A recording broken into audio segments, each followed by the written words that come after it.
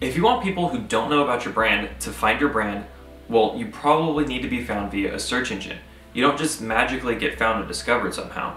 You need to optimize your site and understand Google algorithms. So today, I'm breaking down the step-by-step process and how to rank #1 in Google in 2018. Hey everyone, welcome back to my channel. My name's Doug and this is Doug Does Digital. On this channel, I talk all about the path to making money online in the digital era. And one of those steps along that path is understanding SEO. This is going to be a multi-part series, so make sure you hit that subscribe button and hit the notification bell to make sure that you don't miss a video. Everyone has a different CMS that their website works on. So this video is going to be all about the strategy behind how to rank and not necessarily where to click in WordPress to get things done. But don't worry, I'll be covering the step-by-steps of each popular CMS in the future. So for now, let's get started on how to rank #1 in Google in 2018. Alright, so the first thing you need to do if you want to be able to rank in Google in 2018 is go sign up for Google Search Console. And the reason behind this is that you can't rank for anything if Google doesn't know that you exist, if Google hasn't put you in their index. And if that's the case, everything that you do in the rest of this video isn't going to have any effect. So this tool, Google Search Console, can literally tell Google that your site exists, what pages to go index, what pages to go fetch and render, how they should be treating your site, what pages it should be crawling, and it also has a lot of other tools. So before you do anything else, just go to Search Console, go sign up, get your site verified, verify it with one of these verification methods, and get established. So once you're verified, go to the Fetches Google tool, which I'll link in the description below. What this tool does is it says, hey Google, go check out my site. And when you get there, see if there's anything wrong, or see if this is a page that you want to index. So on that page, make sure you leave the little box blank, because then what it does is it starts at your home page, and then click the button that says Fetch. And make sure you do that for both desktop and mobile.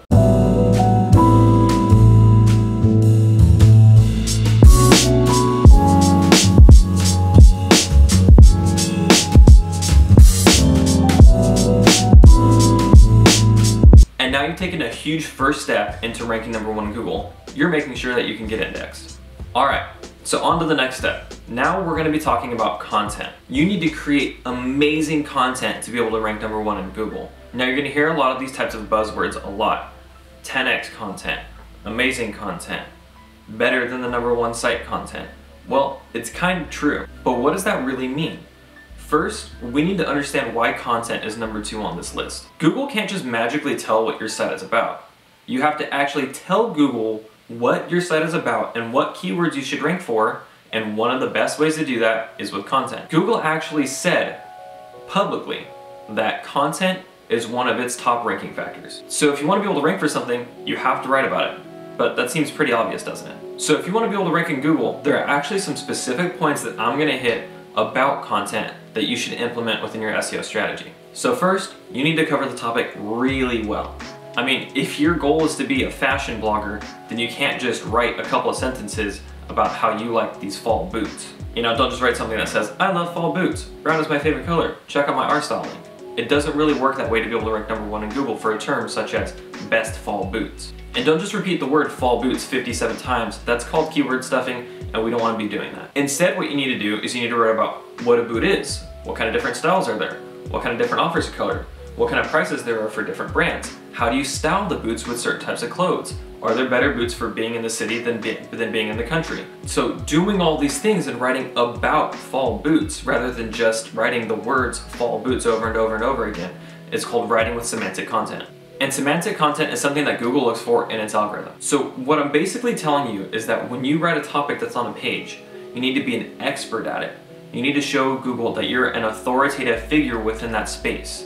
And you need to be able to write in a way that conveys some type of trust with the user. Which leads me to my next point, which is called eat. No, don't go start eating. I know that's a really bad joke, but what I'm talking about is expertise, authoritativeness, and trustworthiness. So these factors are 3 pieces to what Google considers a high quality page. Side note, did you know that Google has a literal guide on how to be able to write a high quality page? Well, it's not necessarily written for us, but what they do is they take a bunch of people, they gather them all up, they put them in one big room, and slap a giant 164-page document in front of them. And this document is how to rate websites. And what they do is they make them rate websites all day long. This document is called the Google Quality Rater Guidelines. They take the feedback from this group of people and actually use that to help build and influence their algorithms. So you might be thinking, Doug, you're telling me to eat and then you're telling me Google forces people to sit here and look at a bunch of websites? Not exactly, but kind of. So what you need to do is you need to increase your hypothetical EAT score, or your expertise, authoritativeness, and trustworthiness. And you might be thinking, how do I do that exactly? Well, I'm gonna tell you how to do it. So first, a few things. Here's what Google tells people to look at when they're looking for a high quality page. So Google tells them to look at the main purpose of a page, the EAT of a page, the main content quality, and the main content amount, website information about who's responsible for the content, and the reputation of that person, or other links and other bios about that person off of the website. So knowing those things, here's exactly how you raise your EAT. Like I said before, you need to cover your topic really, really well. You need to make the purpose of the page clear. Let them know why they're here. Are they here for you to be able to help them in some way? Are you going to teach them how to be able to style with fall boots? The user should also be able to take some kind of action after reading your content. That's going to really make things clear and help them engage. Next, go fill out your About Us page and your author page if that's applicable. Then also fill out your LinkedIn or other bios that you might have online and link them to your site. That way, Google, who crawls websites, and readers who might click on these links know that you're an actual person. Now if you're saying, but Doug, I don't have any formal training in this field, I really just kind of have my own experiences to be able to run off of. Well, that's fine too. You still want to be able to put that informal expertise on display. Okay, so the guidelines literally say, if it seems as if the person creating the content has the type and amount of life experience to make him or her an expert on the topic, we will value this everyday expertise and not penalize the person, webpage, website for not having formal education or training in the field. So write about what you want, just be able to show that you have some type of expertise there, even if it's informal. And realistically, how do we get that expertise? We get it by doing it. So write about what you want. And then to be able to increase your trustworthiness, make sure you're writing for the reader and not for Google. Google can pick up when you're just writing some keywords here and there and kind of stuffing them in. Make sure you use that semantic content and you're writing an article that's going to be able to actually help someone. More also on trustworthiness later coming up when I talk about linking. Alright, so my final point on content, your content needs to be searchable. You need to be thinking about these topics before you start writing them. And people need to want to be able to search these topics before they find your site, before they find your brand. So I'm sorry to say, but a blog post titled Daily Post number 45, I got my hair colored, isn't really going to be ranking in Google. Instead, people may search how to find the perfect salon, or how do I dye my hair at home. These topics have a purpose, people might be searching them, and they can help people take action. Eventually, when you have an audience, you can do your random vlogs or your random blogs or random posts where you just vent about things. But those things in the beginning aren't going to help you get discovered. So what you're doing here is you're optimizing your topic. You're picking a topic that people are going to be searching so you can be found. Bonus tip here, when you're writing your content, try to use as much media as possible. You want to be able to include pictures, you want to be able to include videos. If you have charts or infographics of some sort, make sure that you're putting those in there. Alright, now we're going to move on to on-page SEO. Now some people consider on-page SEO to include content, but I want to separate the two to really just emphasize content, which we've just done. On-page SEO includes more of the technical factors that goes onto your page or on your site so you can rank. I'll hit some of these kind of quickly because I'll go into detail on how to be able to fully optimize your technical factors in a future video, but I do want to be able to cover them here. So there's some key areas that Google looks at when it considers its on-page ranking factors. Now there are a lot of factors that go into Google's algorithms, but here are some of the main ones that you can hit now. Alright, your page title, or literally your title tag. This is commonly set up as the title of your blog post, but can also be changed either through a plugin or via code. You want to be able to optimize your title tag to be able to have some type of keyword inclusion in the beginning and then your brand after that. Alright, headings, also known as like H1s, H2s, H3s, and so forth. Google uses the headings to be able to tell what the content of a page is about and how it's separated. So the H1 should be the literal title of your page or title of your blog post, and H2s should be used as your subheadings. Don't feel the need to go through and use H3s all the way through H6s. So another factor here is the meta description. Now the meta description isn't used as a direct ranking factor, but it can influence click-through rate, which is a direct ranking factor. So the meta description is the little blurb that you see in the search engine results page underneath the URL and the blue text link. So this tells the user what your site is about before they click it, so make sure you write something here that's going to get them to click. Another factor is schema markup. So this special code that you can use actually tells Google directly what some things on your page means. Now you might think, okay, well I already do that with content. but Google still has to interpret what that content is or represents. With markup, you can literally tell Google, hey, here's who the author of my page is. This is how much a product is and what the picture of the product is. And it knows that it's a product. It doesn't have to try to interpret that. You can also mark up and tell Google that it's an actual blog post. You can say, here's the blog post title, this is the date that it was published, and so on and so forth. Having that data just better helps Google understand what is on your page, therefore making it easier for them to rank you. Make sure your images are optimized. So you want to be able to use image alt tags, which should just be a description of what's in the picture. And then you also want to name the file of your picture, a description of it as well. And a little bonus tip for on-page SEO, if you're using WordPress, check out the Yoast SEO plugin. It's going to help you out with a lot of these things. Alright, so let's talk about links. Now Google uses links to be able to determine what pages are authoritative. Treat links kind of like votes, but these votes need to come from other relevant voters. For instance, if there's a giant election as to what the next winter trend should be, I shouldn't be voting on that because I'm not an expert within that area. So it's the same thing for websites. If there's a link going from a site that talks about fashion, going to a site that talks about tech, Google's not really going to take that vote as seriously. Now there's a few different types of links to talk about, and I'm going to explain each one and how to get each one. So the first one is internal links on your site. These are links that go from one page of your site to another page of your site. So why do you need to do them? Because Google actually looks at the structure of your site and how it's linked to understand what pages on your site are most important. So again, if you're linking to a page multiple times, it must be important to the reader because links are what help readers find other content on your site.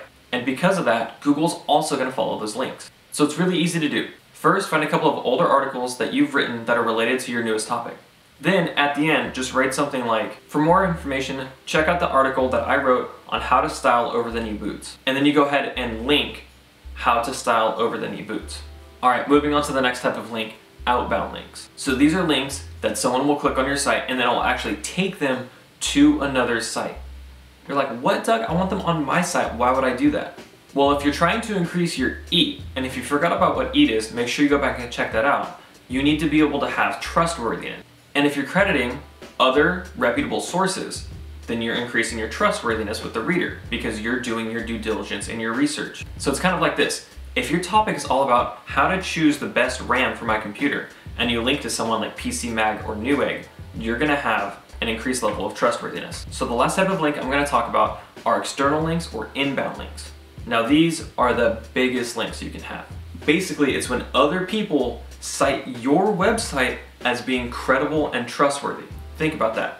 If you're being cited as trustworthy, Google's gonna say, hey, this person must be an expert or they must be authoritative, so let's go ahead and rank them higher. Now, how do you get these? And this is always a magical question. So first, I'll tell you how not to get them. You don't buy them and you don't use PBNs or private blog networks. These are spammy and they're gonna get you penalized by Google. And once you get penalized, there's no coming back. Instead, you wanna write really great content and you wanna share it. So get on social media, post about your content, go into Facebook groups, post your content, share with everyone that you can. And you also wanna be able to give others the opportunity to do the same. And what I mean by that is being able to take action from your page. So make sure that your site has social share buttons, and even better, have them be floating, have a click to tweet button, or even have a pin it button. But remember, people are only gonna share good content, so make sure that your content is 10x. So a bonus tip here, get influencers within the space that you're writing about to share your content. Now, how am I gonna go do that, Doug, you asked? Well, you're gonna email them. Get out there, find influencers that are relevant to you, and send them an email. Now don't be pushing, just be like, share my stuff. Brian Dean from Backlinko actually talks a real good amount about how to be able to do this. So here's a quick example from him on an email that you start out with. And then if you get a reply back, just send them the link. All right, so now we're gonna talk about bounce rate, usability, and mobile. Now I'm lumping these together because I can make a pretty good acronym out of them. And that way, when you wanna be able to rank, I can say, you gotta have a good bum. But I'll just hit each one of these quickly. So your bounce rate. A bounce is when someone looks at only one page of your site and then goes back to the search engine results page. This sends a hint to Google saying, hey, maybe the site shouldn't be ranking for the keyword that the user searched because they didn't like it. So let's knock it down a few spots. So how do you avoid this? A couple of things. First, get to the point with your article. Don't be writing a bunch of nonsense at the beginning. Make sure you show them what their opportunity is or what their outcome could be if they follow the steps in your article. Then give them an overview of what to be able to expect. Get them hooked to read it. And this can get them interested in the other content on your site, so throughout your page, make sure you're linking out to other articles. Then also at the end, be sure to refer to some of your other related work, or if you're running WordPress, have one of those related post plugins running. Okay, so usability literally means how usable is your site. So don't make them zoom in to be able to click on links. Don't use absurd colors or really small font. And do not have a pop-up the first thing that they do when they land on that page. This type of intrusive interstitial is actually a penalty that Google rolled out. All these things can contribute to a high bounce rate and therefore low rankings. And Google also actually looks at little bits of your site and reads the code to say, is this going to be usable or not? And if it's not, that also can lower your rankings. So Google actually has a test that it calls its mobile friendly test to be able to check the usability for your site on mobile devices. It also has a similar tool within Google Search Console, so make sure you sign up for that. And moving on to my next point, you need to have a mobile responsive site in 2018. So what does that mean? That means when someone is viewing your website on their phone, it looks just as good as if they were using it on their desktop. 63% of online traffic now comes from mobile devices. So you can understand why Google would say, hey, maybe we should pay attention to what a website looks like when it's on a phone. So this is one of the more complicated areas, so I really suggest that you go look up how to optimize my site for mobile on WordPress or whatever CMS that it is that you use. And just to reiterate, when ranking, Google actually goes and looks at the mobile version of your site first before the desktop site. So it's really important that you hone in on that. Alright, so let's recap all of that with an example. Let's say that I'm starting a car blog and I want to be able to rank for car related terms. So let's get started with optimizing my site. First, I go to Search Console. I sign up for an account. I get my account verified with one of these several ways. Then I start writing detailed, authoritative, and helpful content about searchable topics. I work on improving my EAT by linking out to other sites, by filling out my author bio, and by filling out my other profiles online and talking about how my dad is a mechanic, how I own a drift car, and how I spend a lot of time at car meets. For every post and page that I have on my site, I make sure that my on-page factors are optimized.